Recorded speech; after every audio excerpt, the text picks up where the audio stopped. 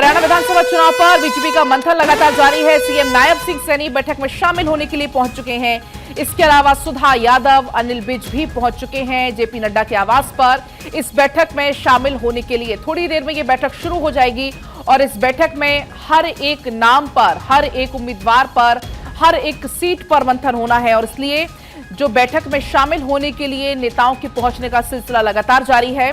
CM Nayab Singh Saini इस बैठक में शामिल होने के लिए पहुंच चुके हैं। सुधा यादव भी पहुंची हैं इस बैठक में शामिल होने के लिए। इसके अलावा अनिल विज भी जेपी नड्डा के आवास पर पहुंच चुके हैं बैठक में शामिल होने के लिए। तो बड़ी जानकारी आप तक पहुंचा रहे हैं बैठक से जुड़ी हुई। इस बैठक में मंथन किया जाना है क्योंकि बीजेपी के लिए अभी चुनौतियां हैं सीट बंटवारे को लेकर। कहीं कहीं सीट पर पेच अभी भी फंसा हुआ है और ऐसे में अब आलाकमान के साथ ये बैठक हो रही है और बैठक के बाद उम्मीद है कि तस्वीर बहुत कुछ साफ हो जाएगी। अक्षय राय हमारे साथ जुड़ चुके हैं। अक्षय, जिस तरीके से अभी आपने बातचीत भी की, हलचल वहां पर बढ़ गई है और अब तो सीएम भी पहुंच चुके हैं बैठक में शामिल होने के लिए।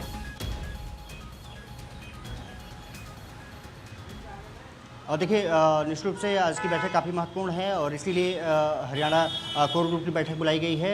इस बैठक में उम्मीदवारों के नामों पर मंथन होगा और उसके बाद शाम को केंद्रीय चुनाव समिति की बैठक होनी है और उसमें फाइनल मुहर लगेगी उम्मीदवारों पर। ये माना जा रहा है कि मोटा मोटी नाम तय कर लिए गए हैं। इससे पहले धर्मेंद्र प्रधान के घर पर बैठक हुई थी जिसमें कि मनोहर खट्टर और नायब सिंह सैनी जो सीएम है वो शामिल रहे। ये माना जा रहा है कि जेपी नड्डा के निवास पर जो बैठक है वो काफ़ी महत्वपूर्ण है। कैप्टन अभिमन्यु पहुंच चुके हैं, मनोहर खट्टर पहुंच चुके हैं, इसके अलावा नायब सिंह सैनी पहुंच चुके हैं।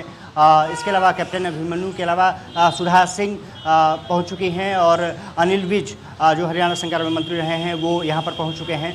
कुछ देर में बैठक शुरू हो जाएगी। कहा जा रहा है कि जब BL संतोष कुछ देर में पहुँच जाएंगे, केंद्रीय गृह मंत्री अमित शाह भी इस बैठक में शामिल हो सकते हैं। कोर ग्रुप की बैठक इसलिए महत्वपूर्ण है क्योंकि जो पैनल बनना है फाइनल मुहर के लिए, उसमें एक सीट पर 2-3 नामों का चयन किया जाएगा और उसके बाद फाइनल मुहर के लिए वो शाम को जब केंद्रीय चुनाव समिति की बैठक होगी उसमें फैसला किया जाएगा। प्रधानमंत्री नरेंद्र मोदी के अध्यक्षता में वो बैठक होनी है। शाम 6 बजे के बाद वो बैठक बुलाई गई है। तो ये माना जा रहा है कि आज बीजेपी सभी 90 उम्मीदवारों के नामों पर मंथन करेगी और ये माना जा रहा है कि अधिकतर सीटों पर फाइनल करने की कोशिश बीजेपी की रहेगी क्योंकि अब चुनाव नज़दीक है।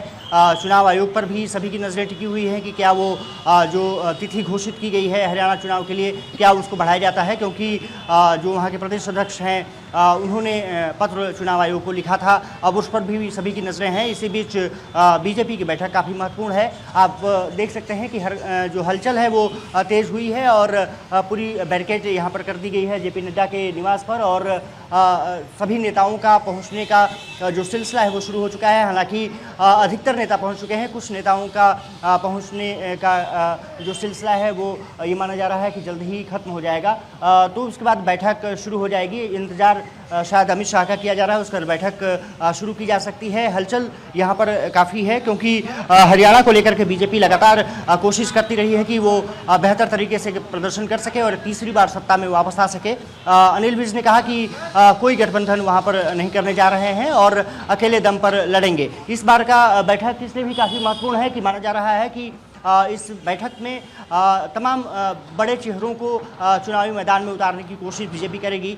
2019 में जो लोग चुनाव लड़ चुके हैं, चुनाव हार चुके हैं, जिसमें कैप्टन अभिमन्यु का नाम भी शामिल है, उनको कहा जा रहा है कि बार फिर से चुनावी मैदान में उतारा जा सकता है। और कई ऐसे जो चेहरे हैं जो कि ये माना जा रहा है कि चुनाव में शिरकत करते हुए नजर आ सकते हैं। इसके अलावा कुछ राज्यसभा सांसद हैं, उनको भी इस बार चुनाव लड़ाने पर विचार किया जा रहा है। तो बीजेपी चाहती है कि हर हालत में किसी तरह से इस चुनाव को जीता जाए और इसीलिए सुरक्षा यहाँ पर कड़ी कर दी गई है ताकि कोई व्यवधान यहाँ उत्पन्न न होने पाए। लेकिन ये माना जा रहा है कि आज की बैठक काफ़ी महत्वपूर्ण होने जा रही है और फाइनल मुहर उम्मीदवारों पर लगने की संभावना शाम को जताई जा रही है। और अनिल विज का तो यही कहना है कि सभी 90 सीटों पर उम्मीदवार आज तय कर लिए जाएंगे। देखना दिलचस्प होगा कि फाइनल मुहर कितने उम्मीदवारों पर लगती है। लेकिन इस बार बीजेपी के लिए साख का सवाल है क्योंकि जेजेपी जो उनका गठबंधन हुआ करती थी वो कुछ दिन पहले वॉकआउट कर गई और उसके बाद वहाँ उन्होंने गठबंधन आजाद समाज पार्टी के रामू जो सांसद हैं उनके अच्छा साथ अक्षय, उन्होंने कर लिया इस है। लिस्ट में चंद्रशेखर के उम्मीदवारों साथ- पर जब मंथन हो रहा है तो क्या खिलाड़ियों पर भी फोकस किया जा रहा है? क्योंकि बीच में ये कहा गया था कि इस बार खिलाड़ियों पर ज्यादा फोकस रहने वाला है।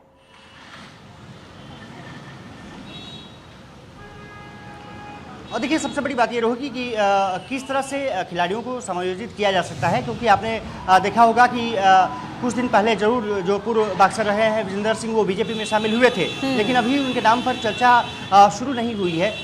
हालांकि ये माना जा रहा है कि उनके नाम पर मुहर लगाई जा सकती है, लेकिन अब कितना वो इंटरेस्टेड है चुनाव लड़ने को लेकर के ये देखना दिलचस्प होगा। दूसरी बात ये है कि खिलाड़ियों के ऊपर न सिर्फ बीजेपी बल्कि कांग्रेस भी चाहती है कि उनके साथ आएँ, लेकिन कितने लोगों को अपने पाले में खींच पाते हैं ये देखना दिलचस्प होगा। ये जरूर माना जा रहा है कि कुछ खिलाड़ियों को बीजेपी मौका देना चाहती है जो उनके लाइक माइंडेड हैं, और अब देखना दिलचस्प यही होगा कि इस बैठक के बाद कितने उम्मीदवारों के नाम पर मुहर लगती है जो फाइनल लिस्ट पहुंचती है।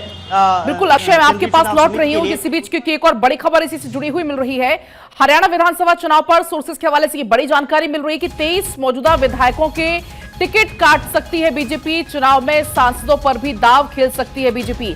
आलाकमान ने सांसदों को तैयार रहने को कहा है, चुनाव लड़ने के लिए भी तैयार रहने के निर्देश दिए हैं, क्योंकि आज चुनाव को लेकर बैठक हो रही है। बैठक में तमाम ये निर्णय लिए जाने की संभावना है। हरियाणा को लेकर बीजेपी कोर कमेटी की बैठक होगी। जेपी नड्डा के आवास पर यह बैठक चल रही है और इस बैठक में शामिल होने के लिए सीएम नायब सिंह सैनी पहुंच चुके हैं। केंद्रीय मंत्री मनोहर लाल भी इस बैठक में शामिल होंगे और लगातार अक्षय भी हमारे साथ बने हुए हैं। अक्षय, जिस बात का भी हम जिक्र भी कर रहे थे कि 23 मौजूदा विधायकों के टिकट बीजेपी काट सकती है और चुनाव में सांसदों पर दांव खेला जा सकता है। इसके पहले हमने देखा अक्षय, मध्य प्रदेश में, राजस्थान में इसी तर्ज पर चुनाव खेले गए और कहीं ना कहीं ये रणनीति बीजेपी की सफल भी रही। तो क्या ऐसा एक बार फिर से अब हरियाणा में देखने को मिलेगा? क्योंकि सोर्सेज यही कह रहे हैं कि सांसदों को कह दिया है कि आप तैयार रहें, आपको भी चुनाव लड़ना पड़ सकता है।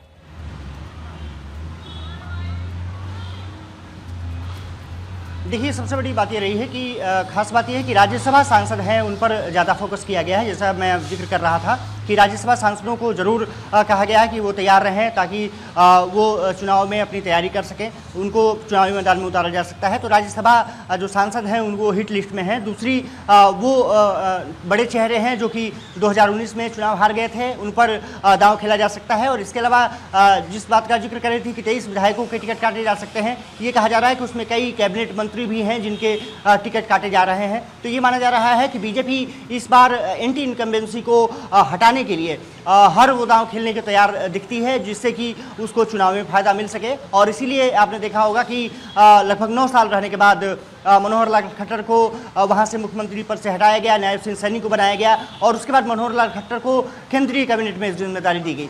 साफ तौर पर है कि बीजेपी समय समय पर अपने खेल खेलती रहती है और उसमें कहीं ना कहीं उनको फायदा भी मिलता रहता है। तो ये माना जा रहा है कि आज की जो बैठक होगी उसमें जरूर तय हो जाएगा कि कौन बड़े चेहरे चुनावी मैदान में उतर रहे हैं, किनका पत्ता कट रहा है। अच्छा अक्षय, क्योंकि हमने देखा है कि बीजेपी अक्सर कुछ ऐसे चौंकाने वाले नाम भी अचानक से सामने ला देती, तो क्या ऐसा इस बार भी कुछ होने वाला है?